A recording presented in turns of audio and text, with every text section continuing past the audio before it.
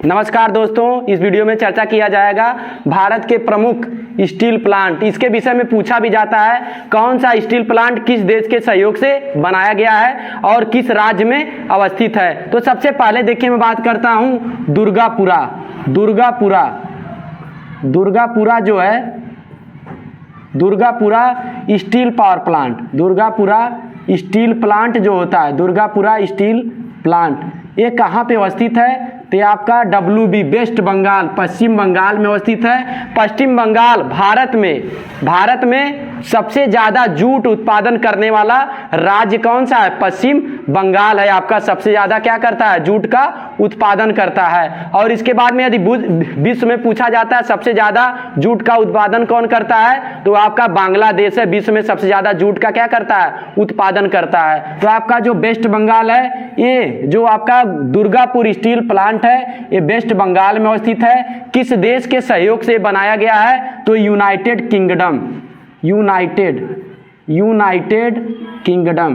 देखिए, डायरेक्ट प्रश्न पूछा जाता है, ज्यादा कुछ नहीं पूछा जाता है परीक्षा में। जैसे यूपी पुलिस का हो गया, और भी जो एग्जाम है इससे संबंधित ग्रुप डी का, और इसके बाद में रेलवे NTPC का एग्जाम हो गया, और भी जितने छोटे एग्जाम होते हैं नवोदय वगैरह का भी, तो उसमें अगर पूछा जाता है कि दुर्गापुर स्टील प्लांट कहाँ पे अवस्थित है, ये उतना महत्वपूर्ण नहीं है। किस देश के सहयोग से बनाया गया है, ये ज्यादातर महत्वपूर्ण है। यूनाइटेड किंगडम के द्वारा जो है कि इसको बनाया गया है, दुर्गापुर स्टील प्लांट को बनाया गया है। फिर इसके बाद में एक आपका होता है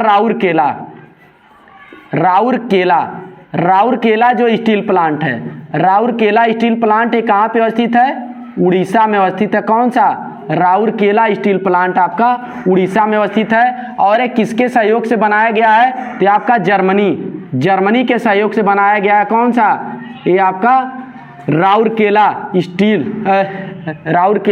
स्टील प्लांट जो है ये आपका जर्मनी के सहयोग से बनाया गया है।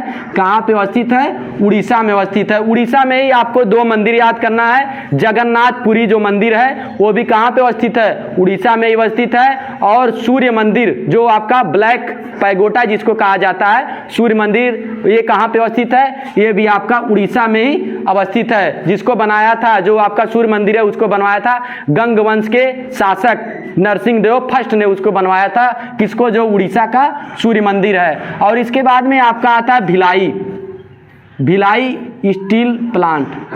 भिलाई जो स्टील प्लांट है, और इसके बाद में भिलाई होता है, और आपका होता है बोकारो। भिलाई और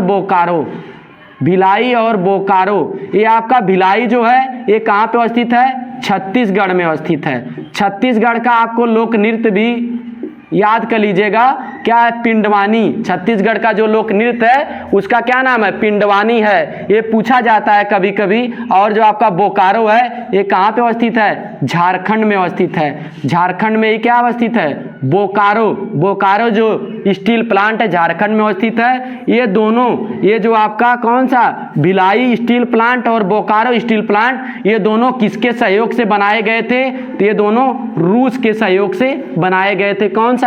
भिलाई और बोकारो। और देखिए, झारखंड में एक और अवस्थित है, टाटा का एक है, तो टिस्को जो है जमशेदपुर।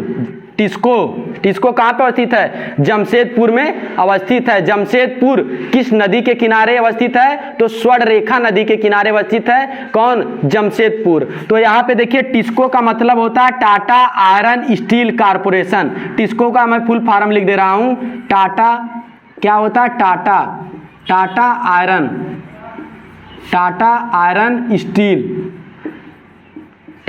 Iron steel. और इसके बाद में क्या होता है? कारपोरेशन।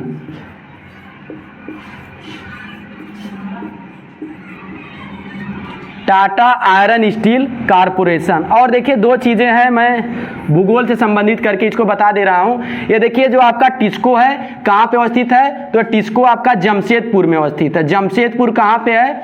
जमशेदपुर आपका झारखंड में अवस्थित है। क्या? जमशेदपुर किस नदी के किनारे अवस्थित है? तो स्वर्णरेखा जो नदी है, स्वर्णरेखा नदी के किनारे कौन सा अवस्थित है? ये आपका जमशेदपुर अवस्थित है। देखिए, एक प्रश्न उठता है कि आपका कर्क कर्क रेखा को 2 बार काटती हैं कौन कौन सी नदियां? कर्क रेखा को 2 बार कौन कौन सी नदी काटती है? तो भारत की 2 नदी काटती है, एक है माही नदी और इसके बाद में दूसरी कौन सी है? स्वर्ण रेखा। स्वर्ण रेखा और माही 2 नदियां हैं जो कर्क रेखा को कितनी बार काटती हैं? 2 बार काटने का काम करती हैं। और इसके बाद में भूमध्य रेखा को 2 बार काटने का काम करती है कौन सी नदी?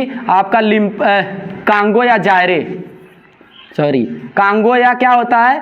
कांगो या जायरे जो नदी है वो किसको 2 बार काटती है? भूमध्य रेखा को 2 बार काटने का काम करती है। ये जो कांगे या जायरे नदी है कहाँ की है? तो आपका अफ्रीका महाद्वीप की नदियां हैं कांगे या जायरो नदी। और इसके बाद में आपका होता है मकर रेखा को 2 बार काटने वाली नदी का क्या नाम है? तो उसका नाम क्या है? लिम्पोपो नदी है। मकर रेखा को 2 बार कौन सी नदी काटती है? तो लिम्पोपो नदी काटती है। तो इतना आपको याद रखना है, कर्क रेखा को 2 बार काटने वाली नदी का क्या नाम है? एक है माही नदी और इसके बाद में एक कौन है? स्वर्ण रेखा नदी है। और इसके बाद में भूमध्य रेखा को 2 बार काटने वाली जो नदी है उसका क्या नाम है? कांगो या जायरे नदी। और इसके बाद में मकर रेखा को 2 बार काटने वाली जो नदी है उसका क्या नाम है? तो उसका नाम आपका है लिम्पोपो नदी है जो मकर रेखा को 2 बार काटती है। तो इस तरीके से वीडियो आपको काफी अच्छा लगा होगा तो आप वीडियो को ज्यादा से ज्यादा शेयर करिए, लाइक करिए। चैनल पे आप पहली बार अगर विजिट कर रहे हैं तो चैनल को